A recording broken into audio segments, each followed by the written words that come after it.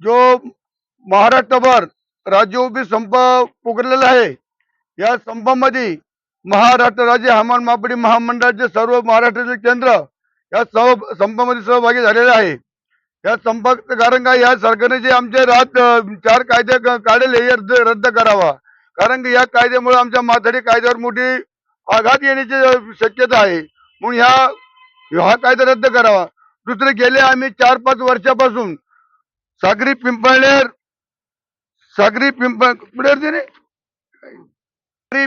या ठिकाणी माथाडी कायदा लागावा म्हणून आम्ही झगडत आहोत, परंतु आजपर्यंत त्या ठिकाणी माथाडी कायदा लागला नाही।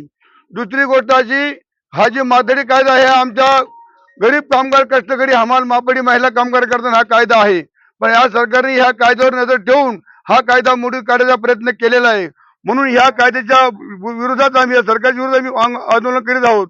तिसरी गोष्ट, आम्ही जवानीमध्ये आम्ही कष्ट करायचे, घाम गाळायचा, हातपाय झिजवायचे आणि आम्हाला शेवट काही राहत नाही।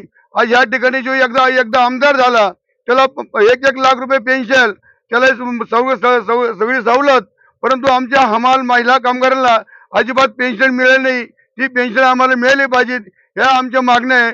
दुसरी गोष्ट अशी, संपूर्ण जिल्ह्यामध्ये एक जरी कामगार असला त्या ठिकाणी माथाडी कायदा लागला पाहिजे, ही एक आमची मागणी आहे। तिसरी गोष्ट आमची काय, या ठिकाणी जी लेवी आहे, आता लेवी जवळजवळ 10 ते 15 वर्षापासून लेवी वाढलेली नाहीये, ही लेवी वाढली पाहिजे असं आमचं मत आहे।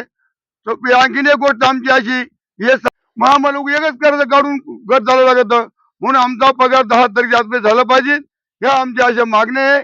या सरकारने मागण्या जर या आमच्या पूर्ण नाही केल्या, आता तर फक्त आम्ही रस्ता रोको आंदोलन करतोय, पण याच्या पुढे आम्ही जेल भरो आंदोलन केल्याशिवाय राहणार नाही, याची सरकारने नोंद घ्यावी।